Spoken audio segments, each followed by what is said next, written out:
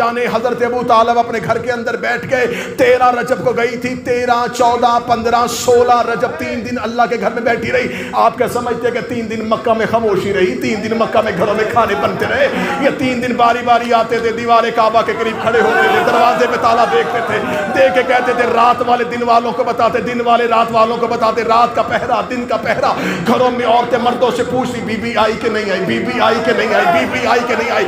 گھروں میں بیٹھے ہوئے عورتوں کی گول میں بیٹھے ہوئے بچے اپنی ماؤں سے پوچھتے اماں بتاؤ وہ بی بی آئی کہ نہیں آئی, وہ بی بی آئی کہ نہیں آئی. اس کا مطلب ہے جو کام 13 رجب 12 رجب کی رات کو ہوا تھا وہ پورے مکہ میں پھیل گیا. لوگوں کو پتہ چل گیا اس گھر کے اندر کوئی عورت گئی, اس گھر کے اندر کوئی مستور گئی ہے, اس گھر کے اندر کوئی بی بی گئی ہے. یہ 13 رجب 14 رجب 15 رجب 16 رجب تک مکہ کے لوگ کبھی کبھی دیوار کعبہ کے قریب آتے, کبھی دروازے کعبہ کے قریب آتے. یہ خانہ کعبہ کا طواف کرتے رہے, بڑھ بڑھ کے خانہ کعبہ کی دیواروں کو دیکھتے رہے.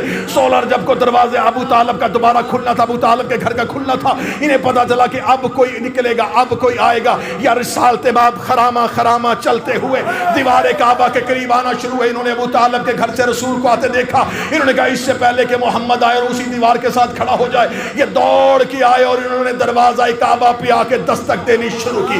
دروازہ کعبہ پہ زور زور سے دستک دینی شروع کی. یہ دروازہ کعبہ پہ دستک دے رہے تھے.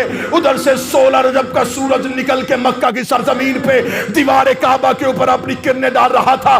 یا اللہ کے گھر سے آواز آئی اللہ کی, اے علی کی ماں اٹھ اور میرے گھر کا دروازہ کھول, اٹھ اور میرے گھر کا دروازہ کھول, اٹھ اور میرے گھر کا دروازہ کھول. بی بی نے کہا بلایا دیوار سے تھا, واپس دروازے سے کیوں بھیج رہا ہے؟ آواز آئی آج پورا مکہ میرے دروازے پہ دستک دے رہا ہے, اٹھ میرے گھر کا دروازہ کھول اور اپنے ہاتھوں سے علی بلند کر تاکہ میں دنیا کو بتا دوں جب بھی کوئی میرے دروازے پہ دستک دیتا ہے اندر سے علی آتا. سارے مل کے